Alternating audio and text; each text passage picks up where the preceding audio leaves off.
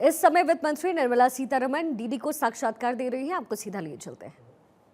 Childhood education centers in those Anganwadis, because children's learning also, as much as nutrition and care is important, their learning should start there before they enter schools. All these are priorities which are executed by women. वित्त मंत्री जी, इससे पहले कि मैं नए tax regime पर आपसे सवाल करूं, एक बार फिर से शायद ये रिएटरेट करने की जरूरत है कि मनरेगा जैसी योजनाएं जो हम लोग जो सबसे बड़ी स्वास्थ्य बीमा की योजना देते हैं, उस तरह की किसान सम्मान निधि, ये जो पहले से प्रोग्राम चलते आ रहे हैं वो जारी रहेंगे, क्योंकि आपने बिल्कुल उसमें जब आपने जिक्र नहीं किया तो लोगों को लग रहा है कि नई स्कीम का क्या हुआ, उसके बजटीय प्रावधान का क्या हुआ। तो एक बार प्लीज सबको शायद क्लैरिफाई करने की जरूरत है। एब्सोल्युटली क्लैरिफाई करना चाह रही हूं। आप समझ लीजिए 1.5 घंटा भाषण, 1 hour, today I finished it in 82 minutes, मान लीजिए 90 मिनट्स। उस 1.5 hour स्पीच में मैं कितना विषय जोड़ सकूंगी, वो एक है। दूसरा, स्टेट्स के विषय में भी बहुत सारे स्टेट्स बोले हमारे स्टेट के ऊपर आप एक बात भी नहीं कहा।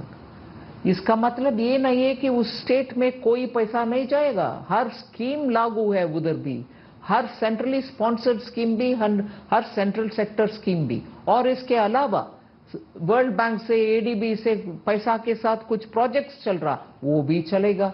और घोषणा हमने पहले नहीं किए, मगर उदाहरण के लिए मैं बोल रही हूं, महाराष्ट्र में पिछले 70 इयर्स में भारत देश में इसके बारे में नहीं सोचा। ऐसे बदावन पोर्ट जो भारत देश का सबसे बड़ा पोर्ट होगा, और उसका draft will be the biggest, it will draw some of the best large vessels to Indian shores.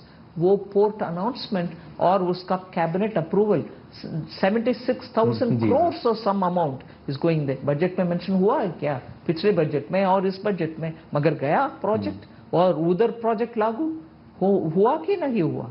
इसीलिए मैं इस डाउट को दूर करना चाह रही हूं कि मनरेगा जैसी स्कीम या कुछ और स्कीम, पीएम स्वनिधि, हाँ पीएम आवास तो मैं बोली, पीएम स्वनिधि, मुद्रा, ऐसे स्कीम्स जो होते हैं वो चालू ही रहेगा। मैं सिर्फ इसीलिए कि ना मैं इसका जिक्र नहीं किया, ये कोई कुछ नहीं हो रहा, बंद नहीं हो रहा, वो चालू है, चालू रहेगा, आगे भी रहेगा।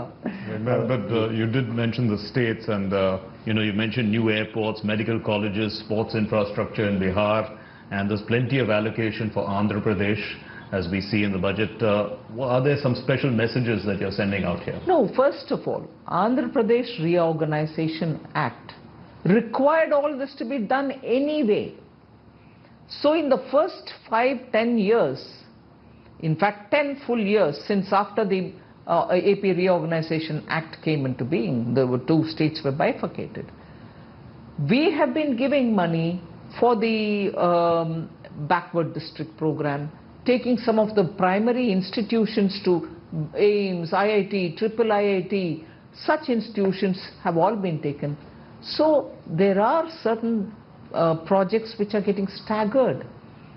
Polavaram is one of the biggest national irrigation project, with the dam, storage capacity being immense, Godavari waters being kept there, and from there irrigation going into the fields.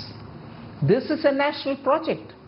We'll certainly support it, and that is what I have emphasized. And similar is the backward region development in Andhra Pradesh.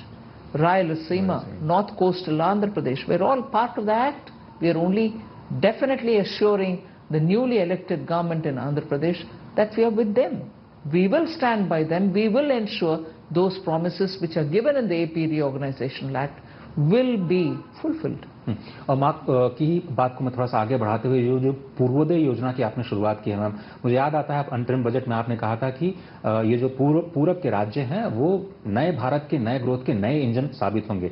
तो अब ये जो पूर्व के राज्यों जिसमें बिहार, उड़ीसा, झारखंड जैसे राज्य शामिल है, पश्चिम बंगाल इंक्लूडेड, कौन सी योजनाओं पर आप फोकस करने जा रहे हैं और कैसे ये नए ग्रोथ का इंजन बनेगा? हर गवर्नमेंट का स्कीम इन सभी राज्यों में लागू होगा। आज मुझे प्रश्न पूछा गया कि वेस्ट बंगाल का जिक्र नहीं हुआ, इसका मतलब क्या है, बंगाल को कोई कुछ नहीं मिलेगा क्या? जरूर गलत बात है। हर स्कीम पूर्वोदय में हर राज्य में जाएगा और इसके अलावा उनके बिग टिकट प्रोजेक्ट्स जो भी है, डिटेल प्रोजेक्ट रिपोर्ट डीपीआर जब आएगा, ईएफसी के द्वारा जाएगा, उनका स्कीम भी, उनका प्रोजेक्ट्स का भी हम उठाएंगे और लागू करेंगे। So focus for developing these states are because a mineral rich, they also need industry, full three-phase power is not available in some of the pockets within those places. उन सब का पावर पहुंचाएंगे और अच्छा सड़क, अच्छा एक सी पोर्ट के साथ उनको जोड़ना चाहिए, क्योंकि लैंड लॉक्ड है, एक्सेप्ट बंगाल एंड उड़ीसा, वो सब लैंड लॉक स्टेट्स है, उनको हम जोड़ना चाहिए पोर्ट के साथ, और इस रास्ता बनाना चाहिए अच्छा, और इस बीच में वाटर वेज का भी इंप्रूव करना है हर एस्पेक्ट में, क्योंकि विकसित भारत अचीव हम करना है तो हर राज्य का भविष्य अच्छा रहना चाहिए, उनमें अच्छा एंडोमेंट्स भी होना चाहिए, सब उधर भी करेंगे। लेकिन बिहार में आपने 47,000 करोड़ रुपए की परियोजनाओं का अनाउंसमेंट किया बजट के भाषण में, और जो बुनियादी ढांचे का निर्माण वहां पर किया जाना है, वो क्या बहुत जरूरी था बिहार के विकास के लिए, जिससे वो मुख्यधारा में शामिल हो पाए? मैं एक जरूर बिहार के विषय में बात बोलूंगी। बाढ़ में जितना नॉर्थ बिहार हर साल नुकसान फेस कर रहा है, वो मन को छूता है, actually makes you feel sorry हर साल कैसे। और इसको अध्ययन करेंगे तो बिहार के हाथ में नहीं है विषय, क्योंकि नदियां नेपाल से आ रहे हैं और हमारे कोशिश नेपाल सरकार के साथ बात करने के लिए बहुत सालों से है और किसी का दोष नहीं किया, नहीं है जी, मगर वो डिले भी हो रही है। मगर वो डिले के कारण मैं इतना डिटेल से नहीं पा रही हूं, जब भी वो होगा अच्छा होने दो, मगर तब तक बिहार को कुछ राहत मिलेगा कि नहीं मिलेगा। इस कारण हम इस बार कोसी मीची प्रोजेक्ट का अनाउंसमेंट किया, और इसके अलावा हम ये भी बोल रहे हैं अगर बराजस बनना है, सिर्फ वो पानी जो बहकर आ रहा है उसको इधर उधर इरिगेशन के लिए हम डाइवर्ट कर पाएंगे, फ्लड से जो नुकसान बिहार को हो रही है, हर साल हो रही है, उसको हम रोक पाएंगे।